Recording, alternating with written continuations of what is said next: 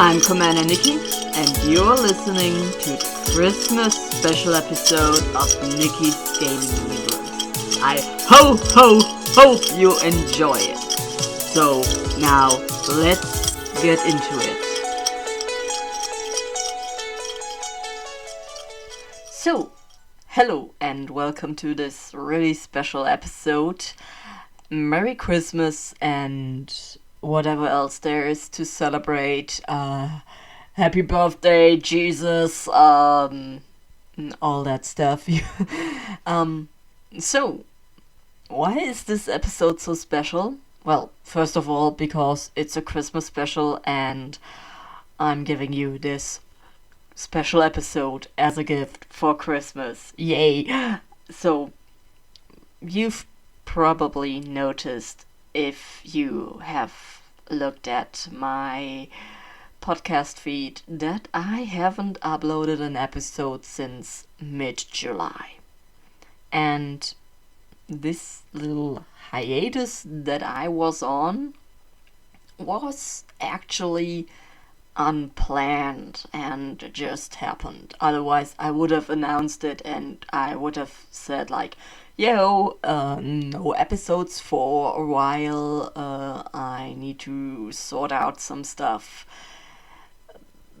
But actually, it was just, life happened, and the whole irony with this is, and I'm gonna let you in on that little secret of the episode that would have been the next after the last one that I've uploaded. It was supposed to be about traversal because in the months before the hiatus, 2 months I think, I traveled a lot via cycling to work and, well, not much else. All the shopping and grocery stuff that I needed to do, I went with my parents. And so anyways, the episode that I actually planned to upload after the last episode that happened, the creepy things in non-horror games, was supposed to be about traversal, and I wanted to use my whole story about how I have been cycling so much and that I now have a car again and all that stuff, and how I enjoy hiking and all the ways you can travel places. I wanted to use that as some kind of introduction to talk about traversal in video games and fast travel and all the kinds of different ways traversal is put into stories or all that stuff. And I'm going to do that episode because I have a whole page full of notes, and it would be a shame to let them go to waste. So that was the episode that should have been the next episode that is being uploaded, but instead it's this one you're listening to right now, the Nikki's Gaming Universe Christmas Special, where I give you all the lost episodes. Lost episodes, you ask? No, I never recorded them.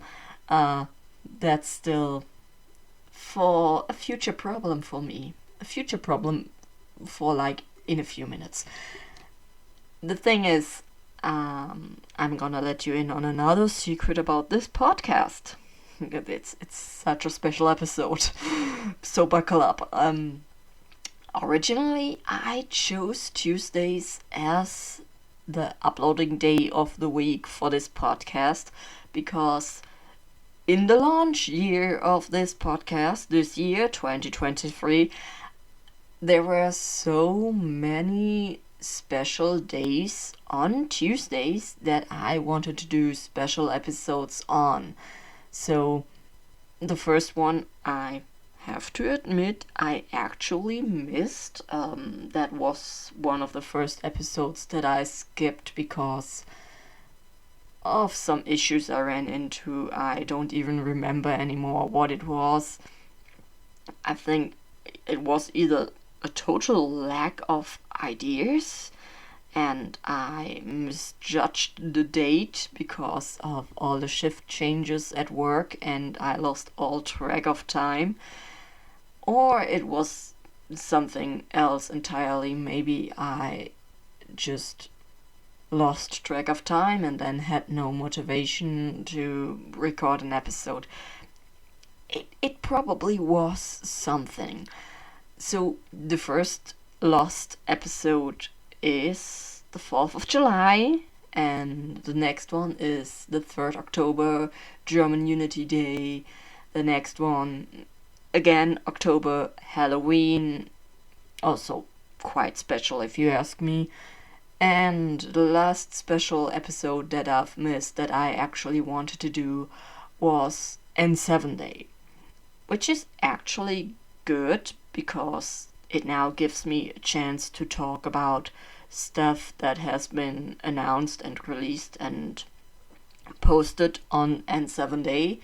So I actually am able to talk about it, and that wouldn't have happened if I had just pre-produced something about Mass Effect and then uploaded it on the 7th November. So yeah, so that's a little summary what you're in for in this episode. I'll make sure to put like timestamps in the description so you can skip to whatever topic you want to hear or not want to hear. So yeah, this intro was really, really long, and I'm gonna start the actual episode now, so have fun and enjoy.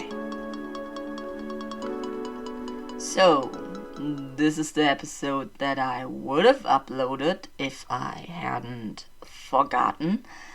So, the 4th of July, the birth of the United States of America. Well, kinda technically, I mean, geographically it has always been there, but like in other ways not. But that's just the thing. There are so many games around and the American history and like set in different times of the American history that you could actually do a whole timeline of games.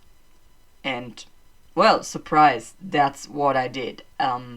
Just a tiny little disclaimer. Some games on the list I haven't played yet. Some of them are like on my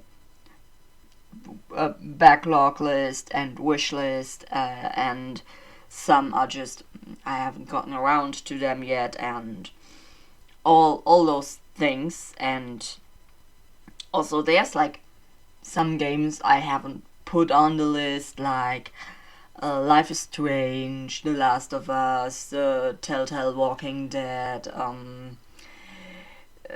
I didn't put Death Stranding on there, mainly because I didn't actually find a date it's supposed to be set in. It's just like future and post-apocalypse stuff, so I didn't put that on the list. And there's probably like also Wolfenstein I didn't put on a list because of the whole alternate reality thing. I mean, Fallout is on the list, and that's like some alternate reality of something different happened back in time. So I didn't put that on the list. But I did Fallout and I didn't do Wolfenstein, but I think Wolfenstein is a whole other topic for a whole other episode.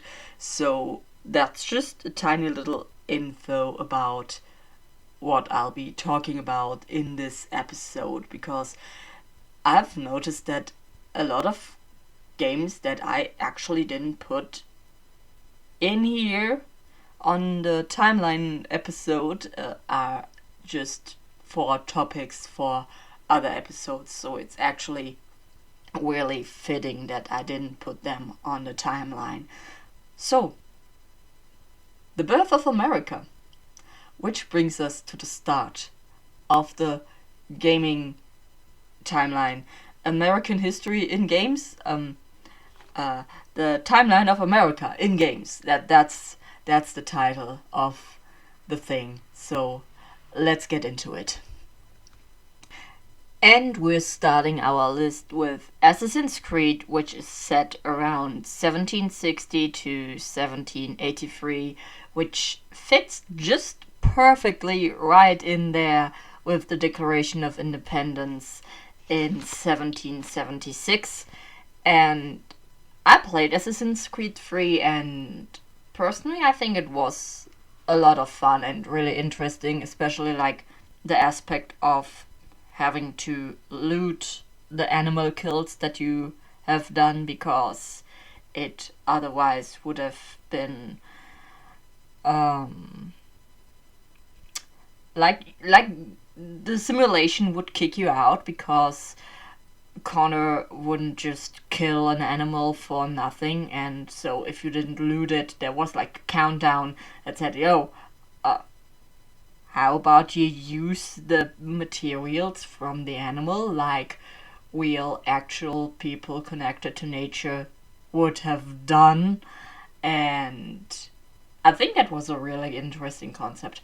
But this is no in-depth discussion about Assassin's Creed. This is a timeline of games around the well, not necessarily American history, even though Assassin's Creed is just right up there, and technically Assassin's Creed Black Flag would sort of fit geographically, but since it's set a good while before Assassin's Creed 3, I didn't put it on a list because I'm starting the list right around the Declaration of Independence. So that's that. That's why the list is starting where it's starting.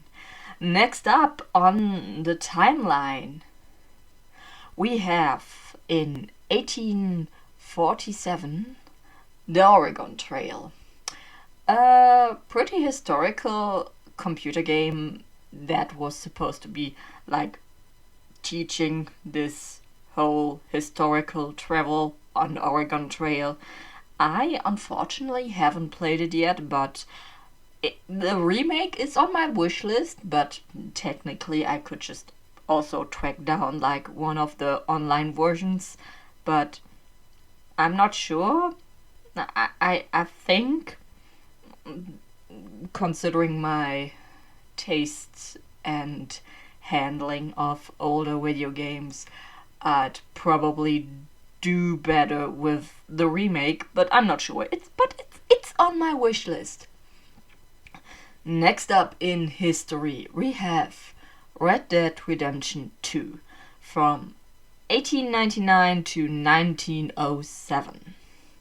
It's right around the dawn of the Wild Wild West, and if you've played the game, it's really cool, and just to see everything going from all those small towns and having the progression of the railways that are slowly being built all over America, or like, you know, the fictional part of America that Red Dead Redemption is set in.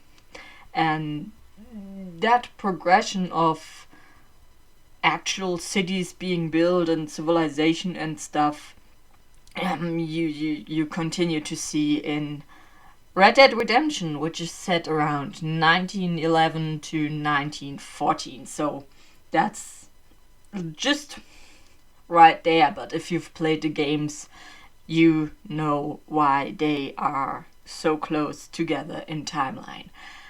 Speaking of the Red Dead Redemption games, I really hope, and I mean, I assume there will be one like Red Dead Redemption 3 that might take us back even further in history. I really think, and we're going into theory territory here, um, I think it's gonna be around like the the early days of the Wonderland gang.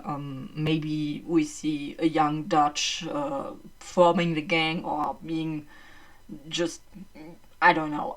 I really think if there is a Red Dead Redemption 3, it will take us even further back in history and show us the beginnings of the Vanderland gang, because it would fit right in there and would be really interesting. Next up in the timeline, we have a series of games that I haven't played yet, but since they have been added to the PlayStation Plus catalog over the last few months, it's the Mafia series, and it's starting in the 1930s in a fictional version of America.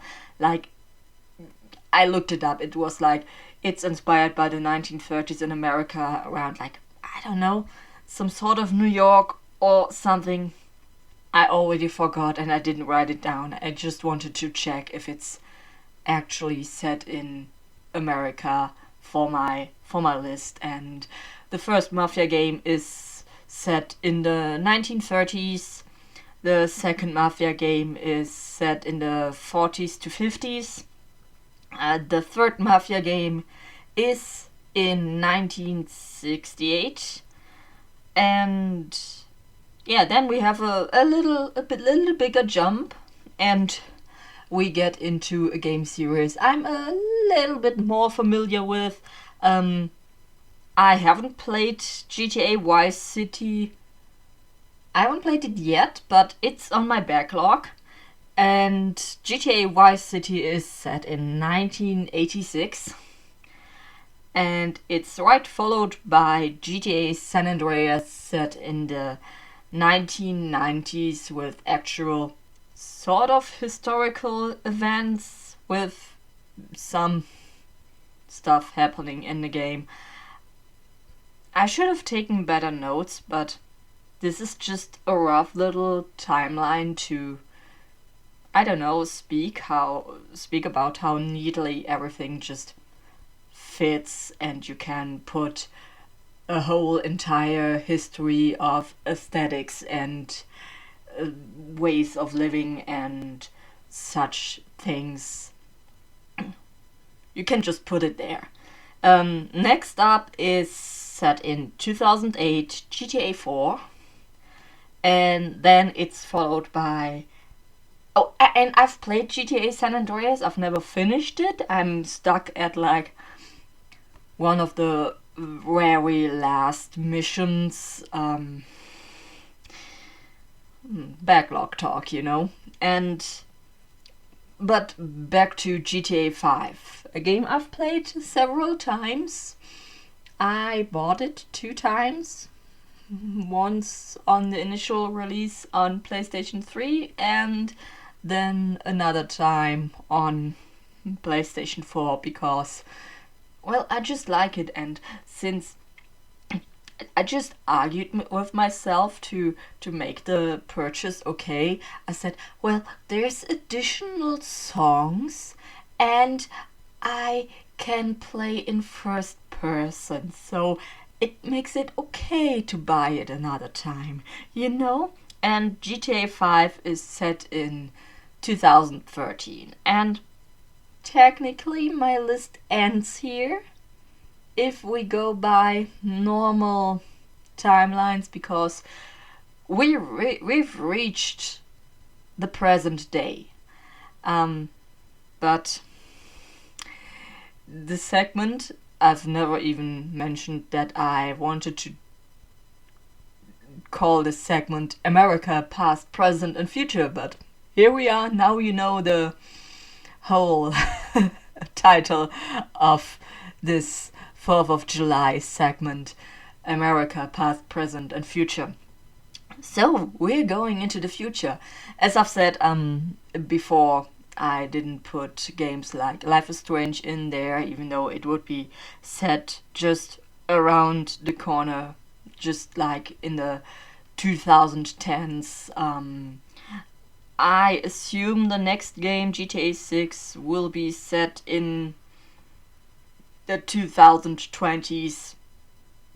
And yeah, so we take a huge jump into, even though I've said I didn't want to include alternate realities, but Fallout it is, because it's set in a post-apocalypse, so that's like a future jump, which in my eyes makes it okay to include, especially since circling back to Assassin's Creed 3, which is set in Boston, or has like Boston as one of its locations. And Fallout 4 is also set in Boston, and I've actually seen screenshots comparing some buildings, the Assassin's Creed 3 version to the Fallout 4 version, and it was kind of interesting and cool to see. So there's like this whole connection that I can actually like connect my timeline on. And so we have 2077, Fallout 4, the day, well, October, I think it was 23rd, October 23rd, 2077, Fallout 4, the day that the bombs dropped, or like, let's say the year. And then we have a 200-year jump to Fallout 3, the year two. Now the year's getting complicated and I can't talk anymore. I'm so sorry. The year 2277, Fallout 3. And just 10 years later, which is interesting because you meet like McCready and Elder Maxon. Oh, well, in Fallout 3 he isn't an Elder yet, but you know what I mean. So you meet actually a few characters that appear in Fallout 3. You see them as older versions in Fallout 4, which is set in the year 2287. And then we have another big jump to another, let's say, alternate reality. We have Horizon Zero Dawn, which is set in the 3000s. It's the 31st century. And I think that's just wild. I've looked into the wiki page of the Horizon games, and it's actually like timeline wise, everything starts around like 2013. So also exactly where my GTA 5 timeline stop break point is. And yeah, it's just really interesting because in Horizon Zero Dawn you also have certain buildings and stuff that you can recognize. Oh, that thing has been there. And you have, I think it's the Burning Shores DLC that actually has you look at the Hollywood Hills sign. And I unfortunately haven't played it because I don't own a PlayStation 5, but I hope I will, at least at the end of next year. Like, that's my plan. And yeah, so America in video games, it's really huge. There's a lot of games set in America, but I think it's just normal because like the whole entertainment industry is, and so I think it just makes sense to have a lot of games set in America, because I don't know, there's probably some social, logical, psychological, art, history, whatever explanation to why it makes sense that games from America are set in America. I mean, there's also like Detroit Become Human, which is also a future game. I'm freestyling right now. I didn't write down Detroit Become Human because when I was writing the timeline, I wasn't even considering it. So there's that. Also, David Cage games are an entire topic for itself because I'm not opening that can of worms right now. Oh no. We are keeping it as it is. I think also this is a pretty good point to come to an end for this segment.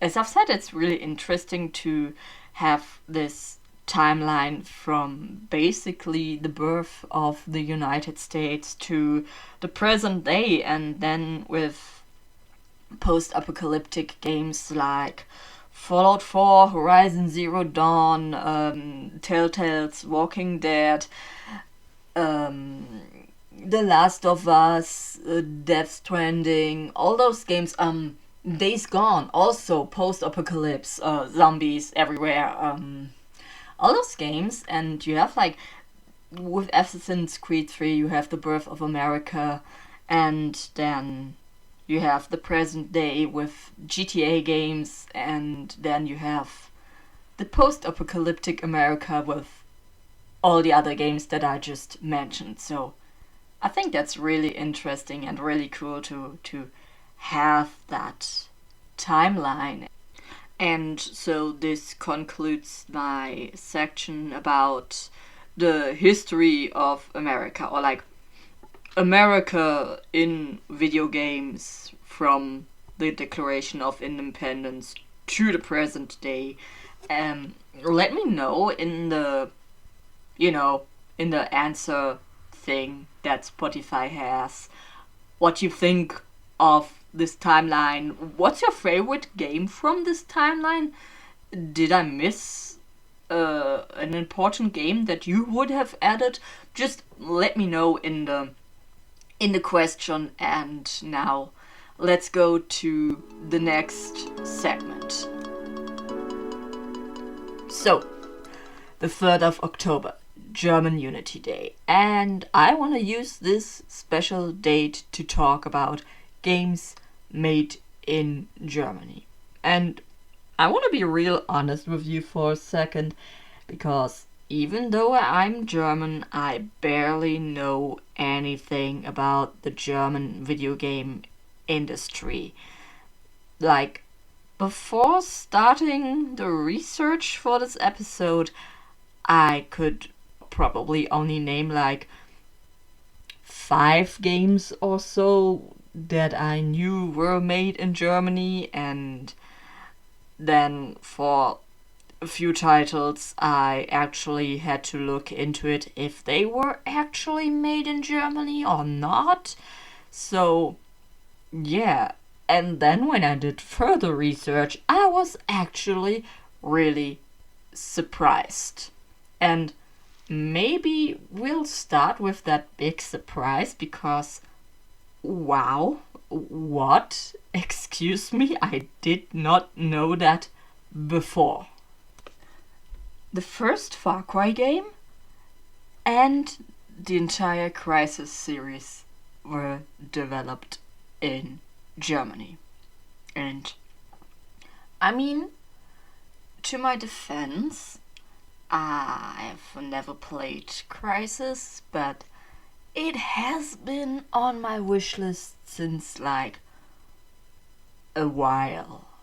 Because, I don't know, I saw some weird futuristic looking soldier with a bow, and I thought, shooting bows, yes, I want that. But I never really got around to getting my hands on a copy for a platform that I own, so that never happened, and therefore I never really considered looking at what else the developers made, because yeah, I don't know. And for the Far Cry game, I mean, it was just the first one, and there also, to my defense, I've only started playing Far Cry starting from the third game and on to the fifth, and then I played a tiny bit of Far Cry New Dawn, and that's about it. But I was really, really, really surprised to learn that the Crysis series was made in Germany, and the groundwork for the Far Cry series was laid right here where I live. I mean, not where I live in Germany, but like in my country, and that's kind of cool. Also, I did not know that Spec Ops The Line was made in Germany. I mean, that's not really my type of game, those really war-specific games, but it's a game I've heard of before, so that's actually kind of cool if you ask me. Like, hey, that's a game people know, and it was made in Germany, so yeah. And also, I think, yeah, I mean, it's and those are just like games that are like big, um that I think are big. I mean, Crisis is really, it seems cool. I've never looked further into it than looking at the aesthetics of the futuristic looking soldiers with the bow and arrow, and then the overgrown skyscrapers. So that stuff looked like really cool to me. It still does. And I really want to try to play Crisis if I get a chance to. But on to a few games that are made in Germany that I can actually talk about. And I think the best point to start would actually be the game Secret Files Tunguska, and it's a point and click adventure, and it's basically one of the first games I've ever played, and God, I loved it so much way back then when it came out, and I played it so much that at one point I actually memorized the solutions to the puzzles and could actually skip entire sections of a location because I knew, oh, I have to put in this number in the locker, and actually it would have been about half an hour of gameplay to figure out the number of the locker, but you could also go and put in the number if you knew it before doing all that stuff. So it was a lot, and I've recently replayed it, and I'm not sure. I feel like it aged poorly, and I'm not talking about the graphics. It was just it was doing some weird jokes about like, oh hey, I'm no damsel in distress, because like the protagonist was like this, oh she's so cool, she's a motorcycle mechanist, and um all that stuff, and I don't know, maybe I'm just more aware of certain tropes and topics, and back then, I mean, this game is from 2006, so it's nearly 20 years old. Oh my god. And I played it in my youth. getting old. Oh my god. And yeah, and that was like, wow, such. I really enjoyed that game, and I don't know how well known it is outside of Germany, but it's definitely.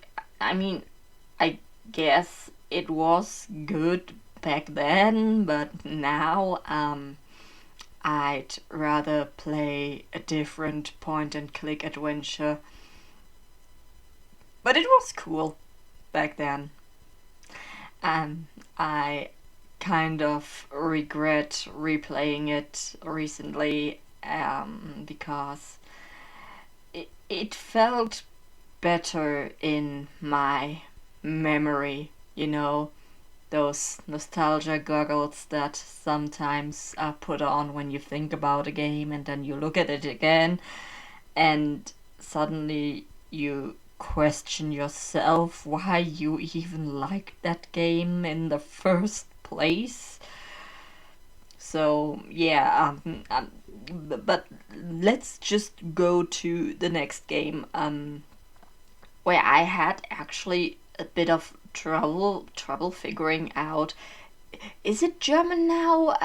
Was the developer company uh, bought by some bigger outside international company, and therefore it doesn't really count anymore? And I don't know, but the Anno series, I think specifically 1602, that was also a game I played a lot, and also the game that is to blame for my absolute love for the music piece Fantasia on Greensleeves.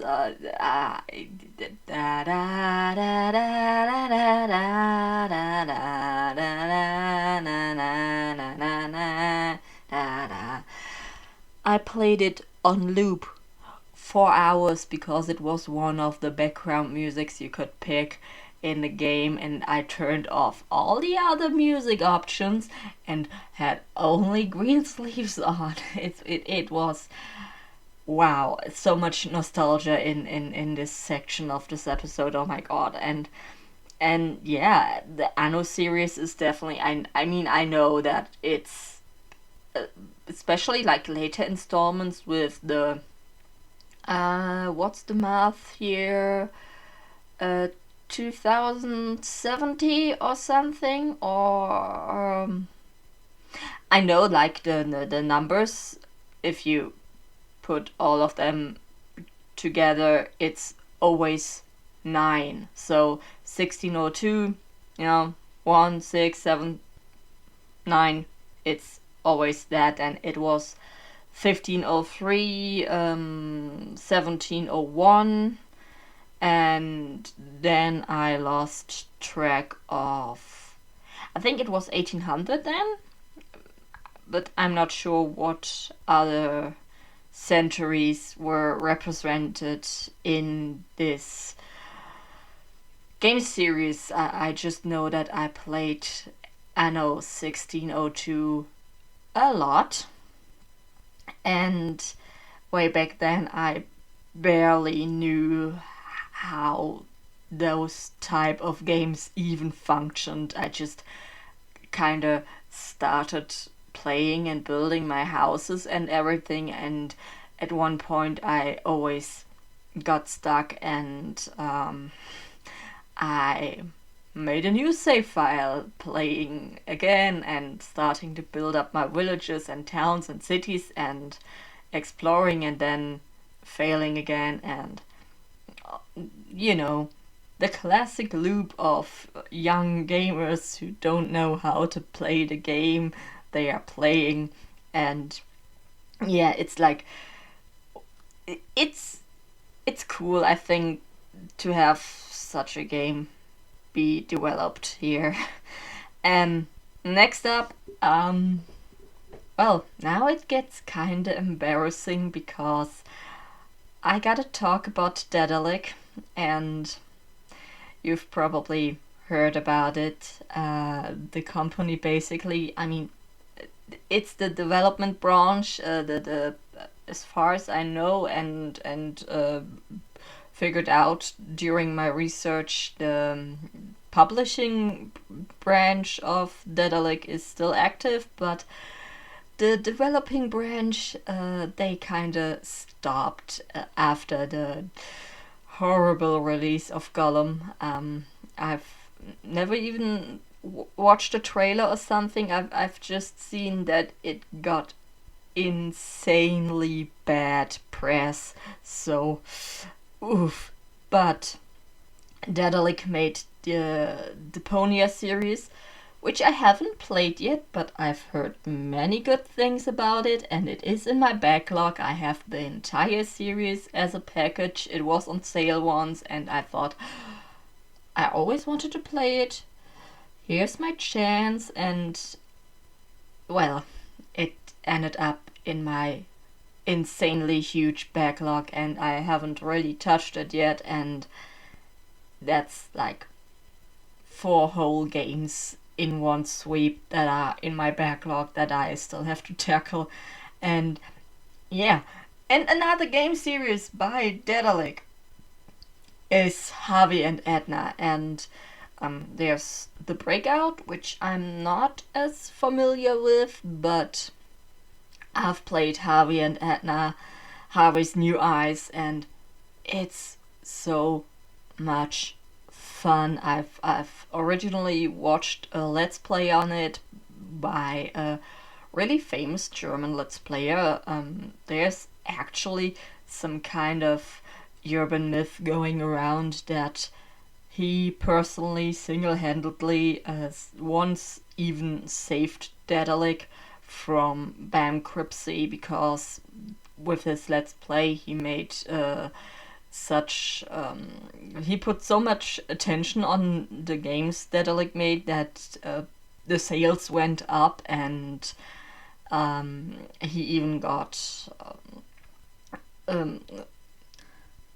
voice acting roles in some games that Daedalic made. I don't know how true that is. I had trouble looking up information about it, but it's a urban myth. It's a common joke that that guy saved Daedalic at one point from bankruptcy, and to be honest, that Let's Play he did was amazing, and well, I think I could go and rewatch it sometime in the future. That should be fun. But I really want to talk a bit more about Harvey and Edna, Harvey's New Eyes, because the game is so much fun and it's absolutely bonkers. The humor in this game is insane at some points, and basically the whole synopsis is that there's like it's in a monastery, and there is this evil, nun, and she takes care of the children, and she hates children, but that's like a huge plot point for really late in the game, so I'm not gonna spoil that. But the plot is that the children are being brainwashed with a rabbit plushie that has red eyes and always says like, I must not tell lies, I'm not allowed to go out in the dark, and all rules you give to children. I'm not allowed to handle sharp objects, all that stuff, and to progress through the game, you have to break free of those brainwashings, and you go, and as Lily, that's the main character, and she doesn't speak, she just does like some little noises sometimes, like meep or and it's really hilarious. And when in the beginning of the game, and I mean, it's at the really start of the game, so it's basically not a spoiler. Um, so the other students at the monastery that Lily is at happen to have accidents that may or may not be Lily's fault, but the game doesn't get bloody because they're censorship gnomes and they paint everything bright pink, so instead of there being a bloody mess that should be there because of the accidents that happen to the children, there's just bright pink blobs and little potato shaped beings that are standing there with paintbrushes and paint everything pink because, you know, the censorship. We've got to think about the children. And it's really funny, and at one point it's absolutely, and it's one of my favorite puzzles in the game. You have at one point go and break the mind control brainwashing thing of not being allowed to tell lies, and so you go into the trance and then you're in some sort of weird alternate reality that looks totally different but also kind of still like the outside world of the game level you're in. And at that part where you have to break free of the brainwashing of not being allowed to tell lies, you have a rabbit formed, like the mind control rabbit plushie.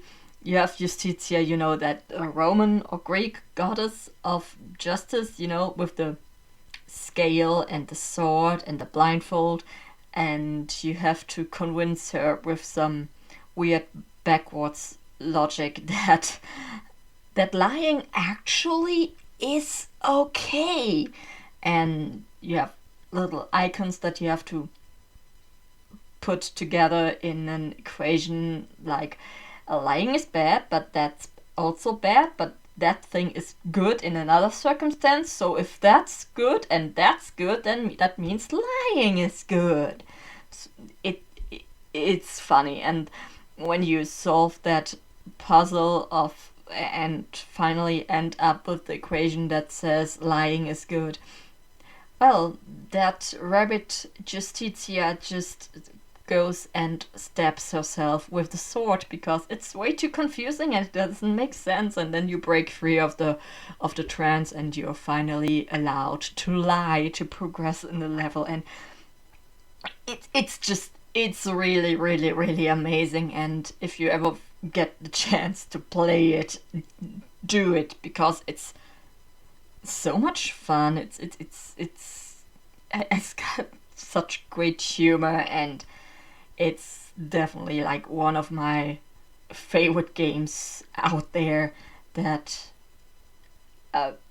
especially like games from Germany, but as you've might have noticed, there aren't that many. I mean, there's like some learning games from a TV show in Germany, but I don't want to mention them here because I feel like they fall under such a oddly specific category that I feel like they don't really have a place here to be mentioned.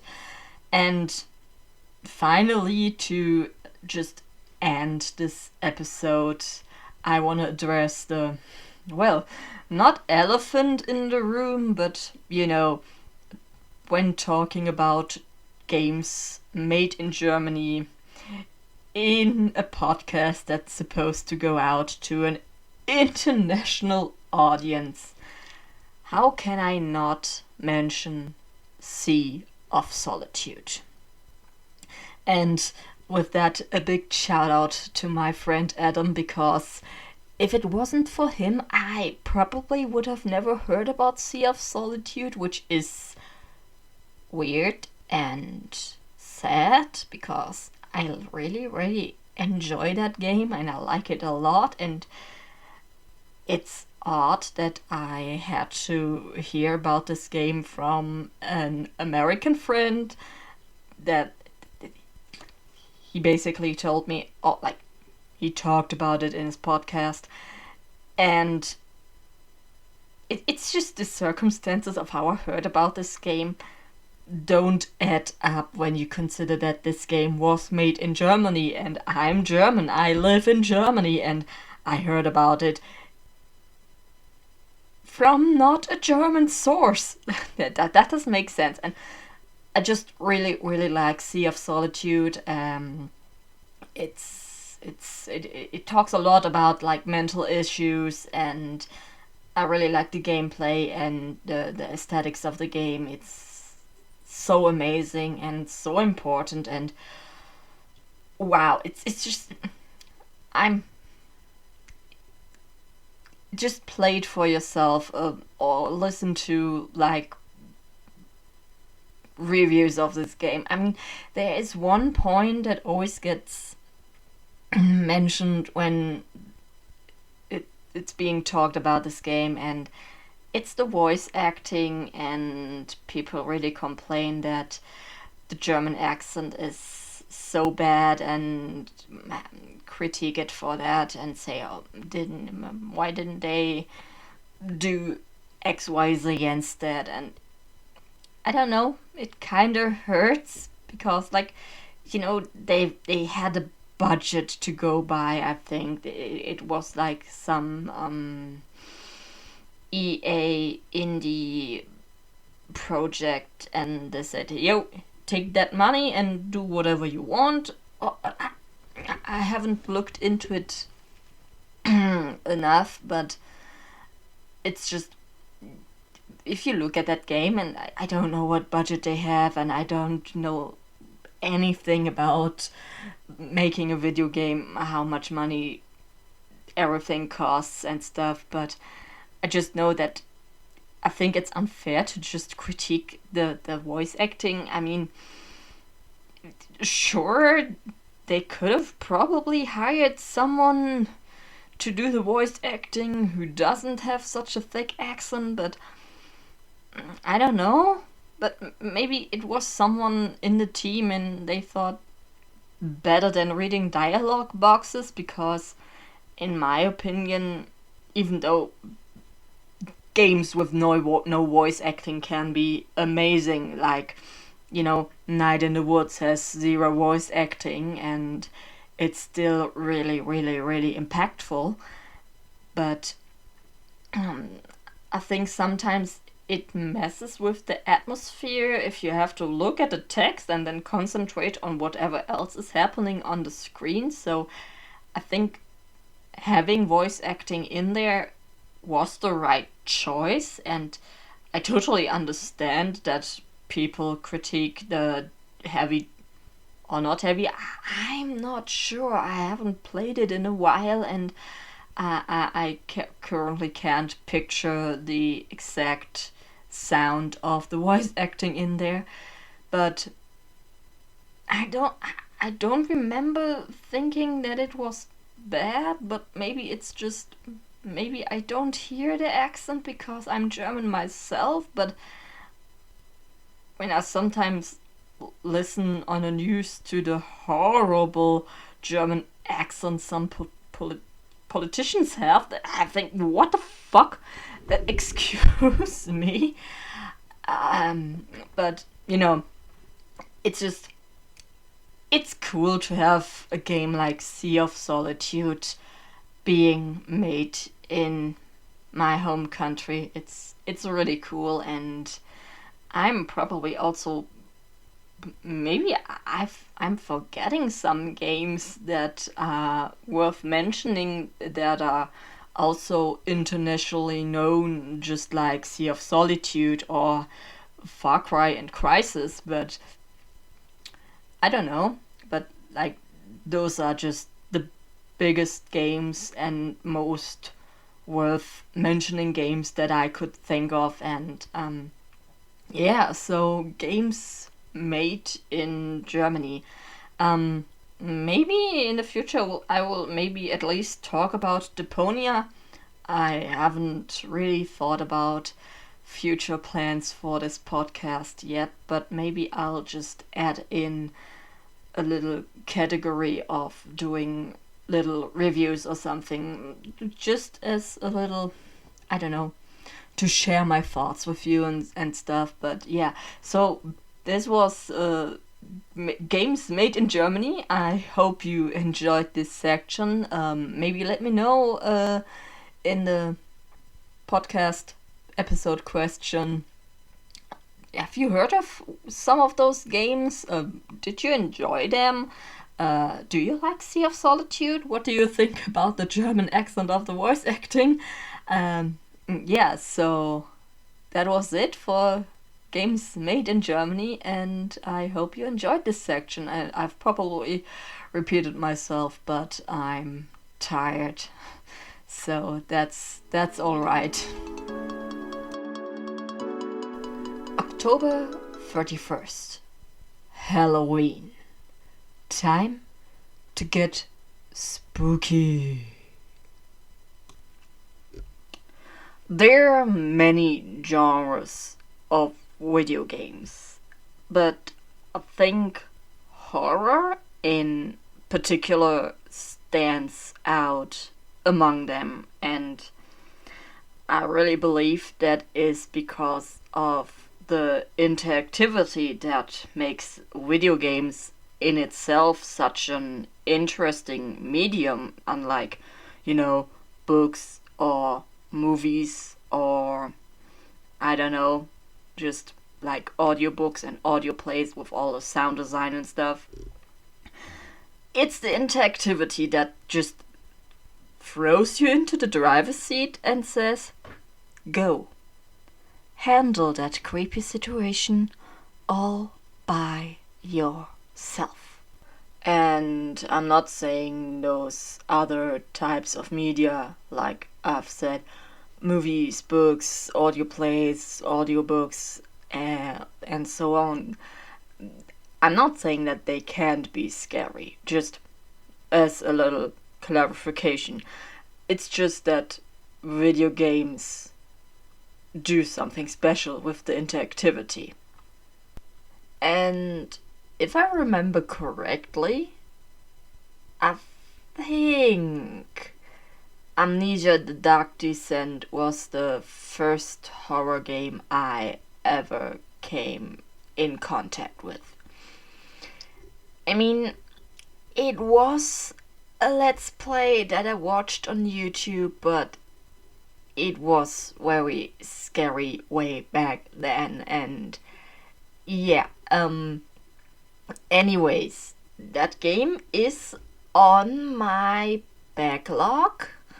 And speaking about scary games, I'm the kind of person that gets scared of her own in-game shadow while playing Skyrim.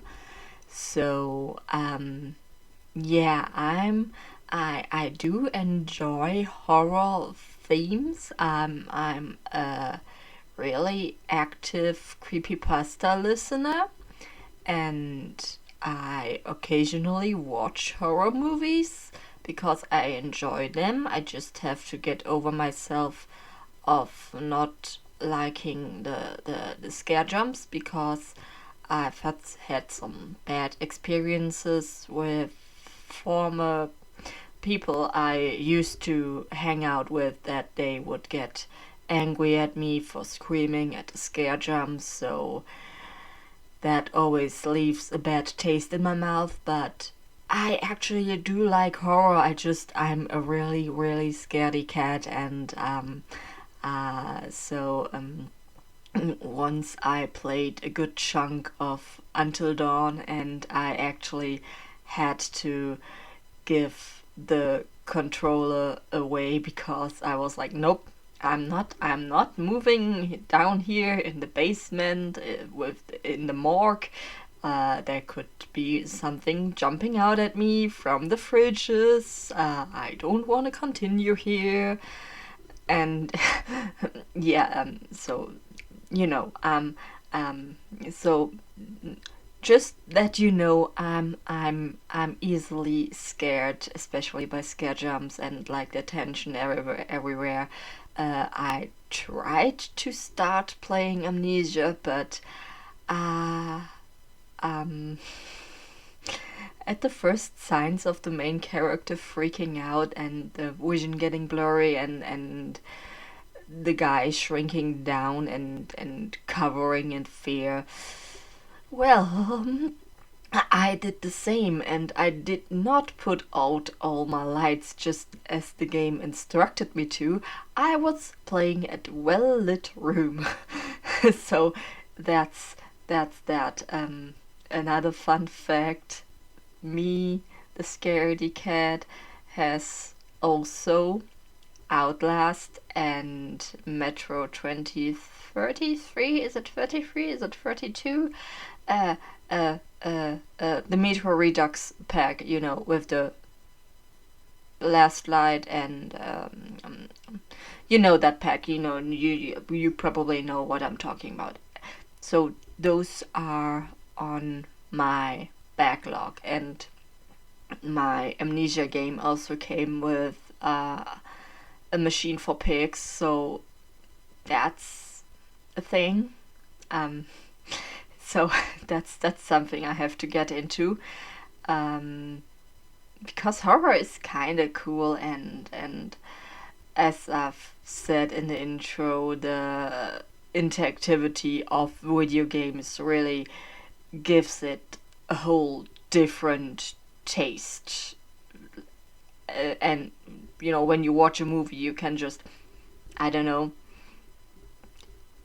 look away for a second, but you can't look away on a video game because you have to see where you're going with your character and all that stuff. So, whew, that's and even though I've watched actually several Let's Plays of Amnesia, I mean, they were a good while ago, so I don't know. But I feel like I should be prepared in a way, because I know there's this water level in Amnesia. God, that water part. That I still remember that it was pretty scary when watching the Let's Play, and everyone I watched playing that part was freaking out so much, and I'm totally not looking forward to that part. Also, this I think the worst part about Amnesia is actually that you can't fight the monsters. I think that's the thing that made The Last of Us easier for me, because I knew I could just fight all the monsters, zombies, infected, whatever you want to call them. You know, there's this whole trope of don't call them zombies, because in most zombie media there's no fiction about zombies, so they technically don't know what they are, and therefore don't have the pop culture reference of calling them zombies.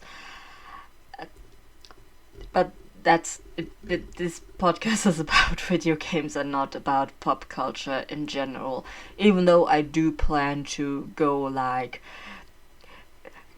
take little loopholes to maybe actually go and talk about movies and books and stuff like that, because if I can make it video game related, it has a place here in this podcast. Speaking about other media, The Last of Us series is so good, and I can't wait for the next season. But The Last of Us is a whole topic for another episode too, because if I would just take The Last of Us to talk in this horror segment in general, it would just go on for way too long. And but speaking about other media, creepypasta, so technically books or audiobooks if you prefer that, because there's some really, really good narrators out there. Holy moly, we have to talk about creepypasta. And what's the first thing that comes to your mind when I say video game creepypasta? 3, 2, 1. Exactly. Ben Drowned.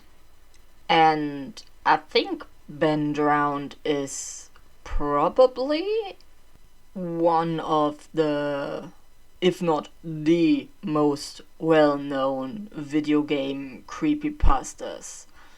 Probably along with Sonic.exe. And, of course, Herobrine from Minecraft, even though that's more of a myth and a joke from the developers. But yeah, Herobrine, Sonic.exe, Ben Drowned, those are all really, really popular and well-known creepypastas about gaming. And I think especially Herobrine is kinda funny because there was a time where the developers would write in like the last line of the patch notes, removed Herobrine, and in the next update they would write that again, just as if Herobrine just went into the game and was being spooky there, and the developers always had to remove him again because for some magical spooky reason Herobrine got in the game. And I think that's just really funny how one kinda gaming myth, urban legend, got itself right into the brains of the developers, and the developers did their fun stuff with it. Like Herobrine is a really cool example of how things like that can be.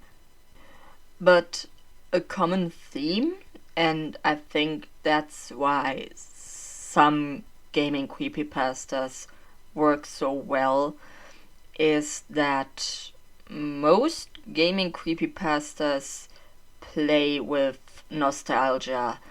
Like, I think probably half of them, and I'm just assuming here, start with the protagonist wanting to get into an old game they used to play or never got around to playing when they initially released, and then go to a garage sale or somewhere and then find a cartridge that's weirdly labeled, but they assume it's the game they want, and then they go home and start to play it, and then really, really quickly things go weird. Either there's already old saves on there that are really suspicious and odd, or there's other stuff happening. For example, like how things happen in Ben Drowned, and I just want to put out and recommend that you'll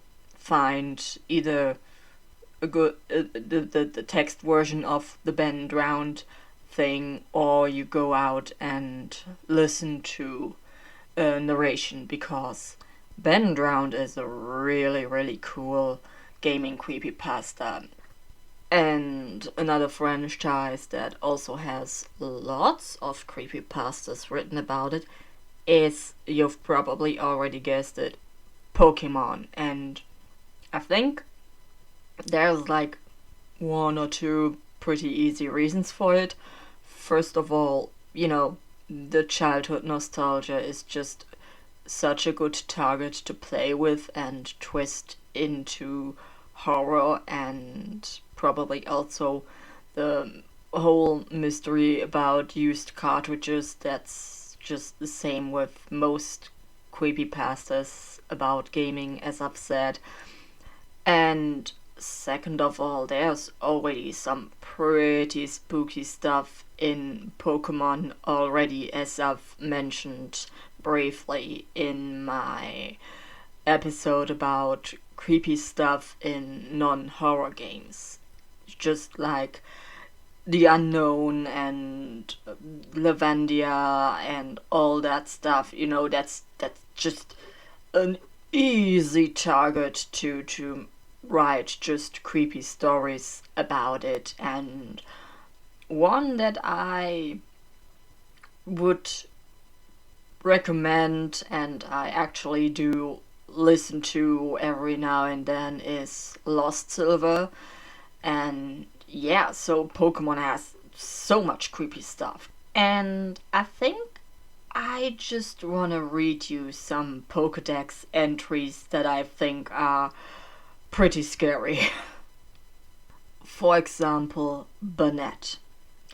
It's a stuffed toy that was thrown away and became possessed, ever searching for the one who threw it away so it can exact its revenge. Nice! So we have like Chucky or whatever. Great. Pokemon Chucky, let's go. Or how about Beware? This Pokemon has the habit of hugging its companions. Many trainers have left this world after their spines were squashed by its hug. Great, so this really cute black and pink teddy bear breaks my spine and kills me. Wonderful!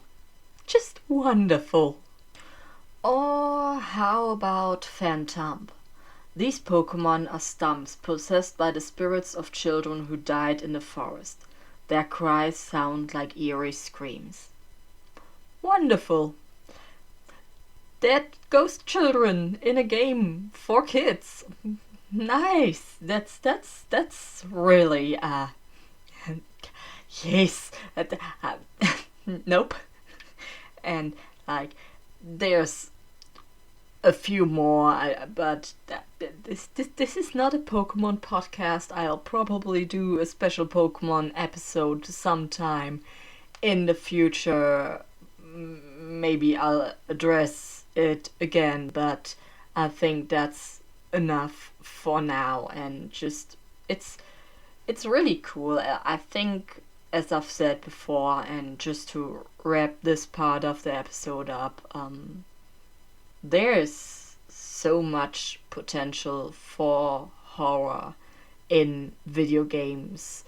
Either the storytelling or just the whole interactivity, and also having environmental storytelling while exploring places in a game, finding old notes maybe hinting to something that's ahead of you, and then having the surprise moment of, oh, well, those weird notes that I found were there for a reason. And it's just really cool, and really also a reason why I want to get more into horror games, because there's so much I haven't played yet but I've heard of before that I still want to try. For example, I've never played Resident Evil.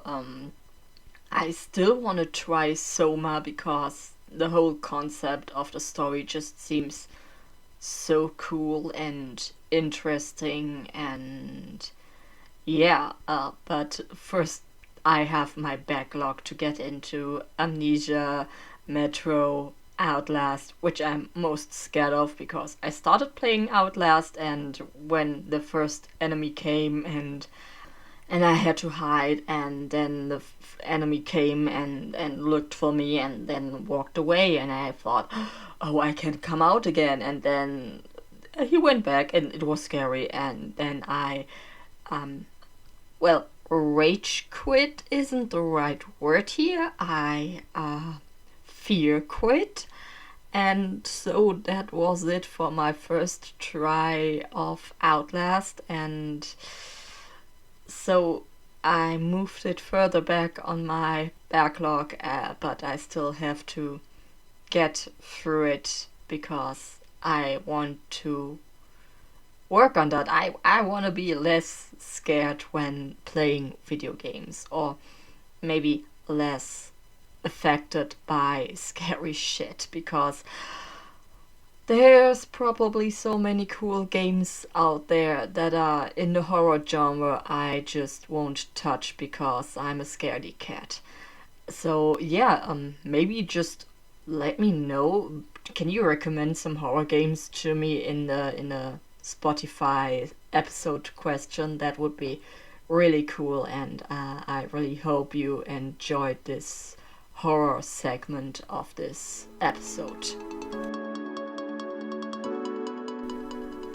November 7th. N7 Day. The day for all Mass Effect fans to celebrate. And to be honest, it's actually quite a lucky circumstance that I messed up my scheduling and didn't pre-record an episode for N7 Day where I talk about Mass Effect and what it means to me and everything like that, because that's basically something that I've done for the past, I don't know, almost for the past decade. I basically said the same thing every year, maybe with a slight variation depending on what news came out. But this time I actually have something to talk about, because that trailer or like teaser that dropped along with the promotional poster and all that stuff that came out. So, for example, that blog post that people found binary numbers in and deciphered it to be epsilon, so the fifth letter of the Greek alphabet, which in my opinion calls the new game Mass Effect 5, which then in return means that Mass Effect Andromeda is actually the fourth Mass Effect game, and people often don't call it that. They basically ignore it because they don't like it, and they often call the Mass Effect game that's in the works Mass Effect 4, which is not true, because Mass Effect Andromeda is the fourth Mass Effect game, and I will die on that hill. If you don't like that I defend that fact, please don't listen to my podcast, or, listen to it, but I won't allow Mass Effect Andromeda negativity in my bubble, so I'm sorry. But anyways, Mass Effect 5, and let's just talk about the stuff that came out on this N7 Day, because there's this promotional poster that shows the potential new protagonist with this really cool coat, and in the area where the coat has its flowy part, I'm pretty sure there is like some professional word for that part of a coat, but I don't know it.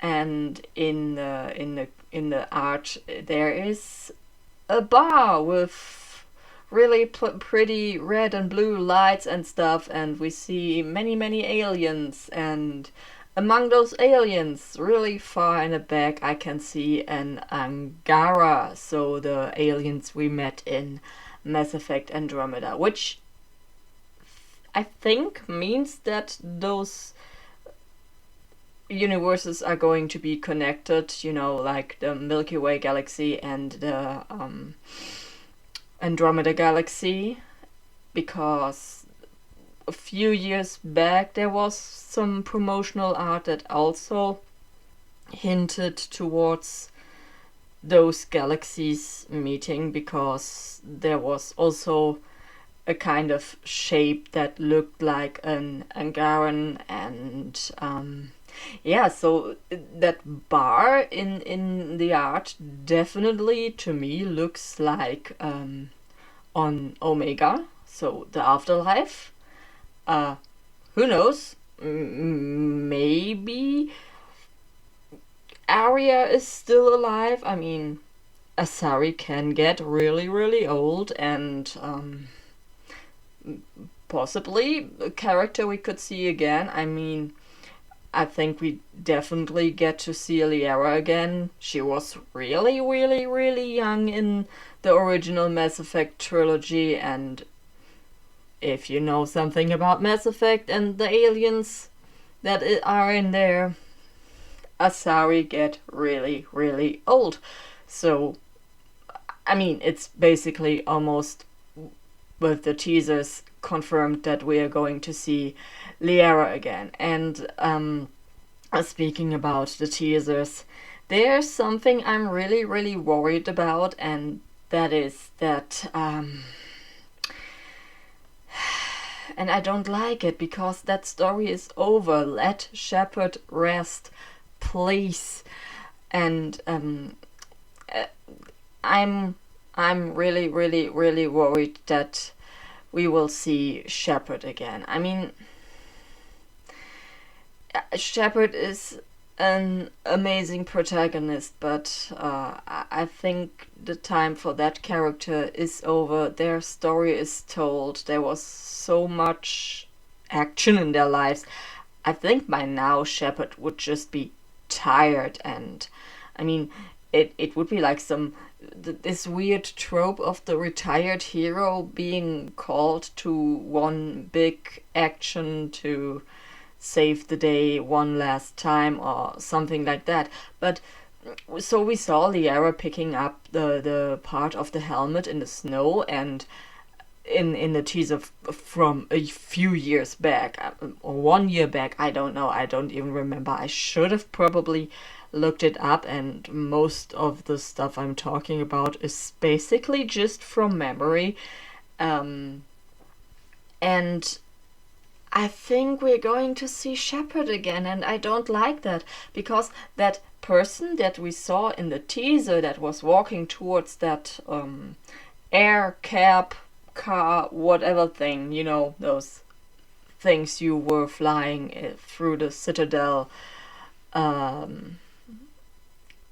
I think that's Shepard, and I think there's some sort of, I don't know, cybernetic implantation thing going on, because the body shape and the movements and all, they really remind me of the Phantoms that Cerberus built. And there's actually, when I don't know the exact circumstances that make that happen, but I think when something happens to Jack in Mass Effect 2, Jack comes back as a named Phantom in Mass Effect 3 when you make the run on the base of the Lucifer Man, and there's some like really insane body implantation stuff going on, and it also reminds me like a bit of Kai Lang, and there's also like a lot of stuff going on with I don't like it, but I really, really think we're going to see Shepard again, and that worries me so much, because I don't know, I don't think it would be a good decision storytelling wise, especially with it would basically have to canonize an ending for Mass Effect 3, which I super don't like. Maybe if we're lucky, there's some sort of thing going on with a comic, like if you haven't played Mass Effect 1 and Mass Effect 2 gives you the choice to have a comic going back on the choice that you could have done in Mass Effect 1 if you had played it, and I think there's also a comic like that, an interactive comic for Mass Effect 3 if you're starting on that game, and you can go back and replay your choices via an interactive comic.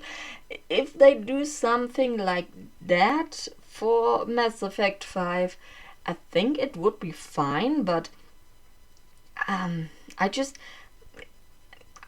my Shepard shows synthesis, and the thing is, my Shepard dissolved into nothing, jumping into that green ray of light, and now same with, basically the only Shepard that technically survives is the Destroy Shepard, and maybe the Catalyst just said the thing about the implants to scare Shepard away from choosing the Destroy ending, but we've seen the intro of Mass Effect 2. There's so much tech in Shepard. There's no way they would survive without that. They would basically be a corpse again. And also there's Shepard isn't the only N7 soldier out there, so who knows? That could have been anyone in the N7 rank taking that breath beneath the rubble. It doesn't have to be Shepard. Theoretically, of course, it could be Shepard, and I think it's heavily implied that it is Shepard. But I don't know. I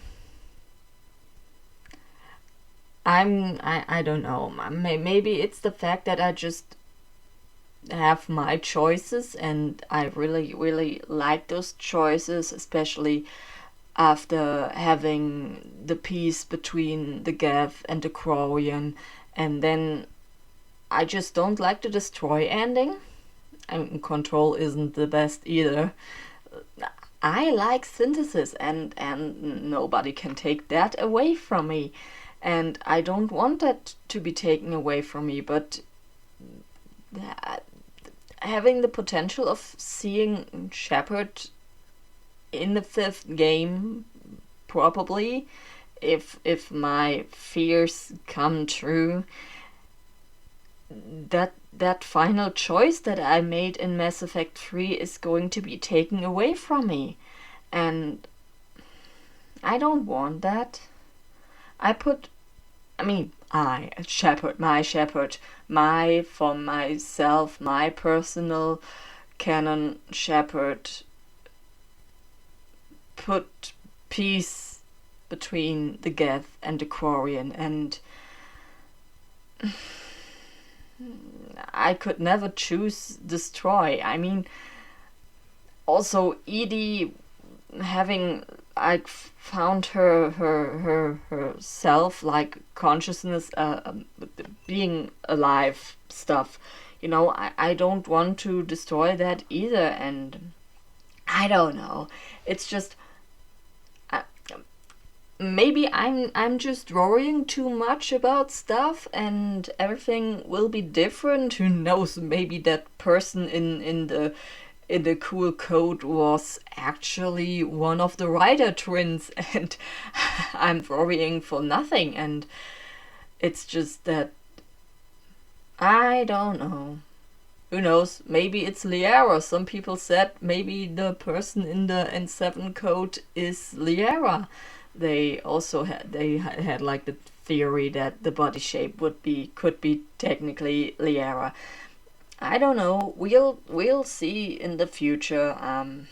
I just really hope that by the time the game comes around, I'll be able to play it on whatever platform it comes out. So yeah, I don't know.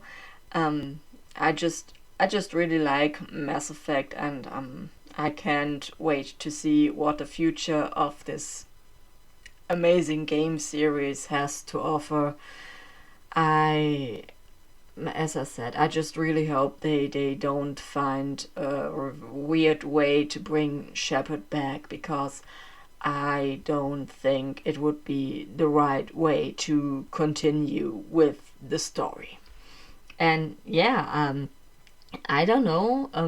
I think I'll end this part of the episode here. That was it for my N7-day thoughts. Maybe share your thoughts about what came out on N7-day in the Spotify episode question. So yeah, that was it for N7-day. So this was my very special Christmas special episode. I really hope you enjoyed it. It was really long, so if you sat through this, good job, you go. I hope you're a trooper. Absolutely, holy moly! Wow, damn. I didn't even record this in one sitting. I took like 4 or 5 days or something to make this. So if you sat through this in one sitting, you have mad respect. Seriously, wow. Yeah. So that concludes this special episode. Feel free to answer all the questions I've asked you over the course of the episode in the Spotify question panel. And yeah, also follow me on my social media if you like.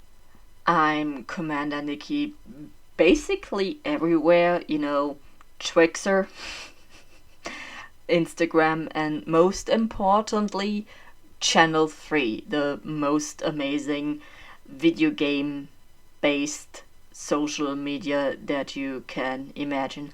I'll leave a link to that in the top of my social media links.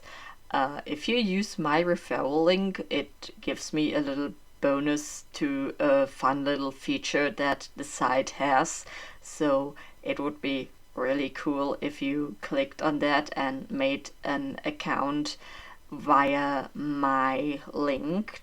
So yes, thank you. Channel 3 is really cool. It has daily quests and mini games. For example, trivia, where you answer like trivia questions about gaming, and also enhance, where you have to guess video games based on their cover art. And the first stage of the guessing game is that you have a 2x3 pixel picture, and with each wrong guess, the picture gets clearer. It's still pretty pixely in the first stages, so at first you only can guess via color scheme. I once actually had to guess right on the first try, and it was for Portal 2, and that color scheme was pretty easy. Gray on the top and bottom, and then orange and blue in the middle, so obviously that's Portal. And there's also Target, which is basically just GeoGuessr, so that's cool. And it's like from video game maps like Mario Kart 8 and Fortnite, The Legend of Zelda Breath of the Wild. There has also been other games briefly, but mostly it's Fortnite and Mario Kart 8, and it's a lot of fun. The community is cool. There's lots of fun features on the site. Lots of quests where you can answer questions or do fun little things to earn experience points that give you either just fun taglines to make your account look pretty, or just to have fun and scratch that collecting itch that some gamers have, and it's really fun and cool. So definitely check out Channel 3. And yeah, so that was the episode, and my ramblings about my social media accounts and especially Channel 3. So yeah, I hope you enjoyed it, and bye.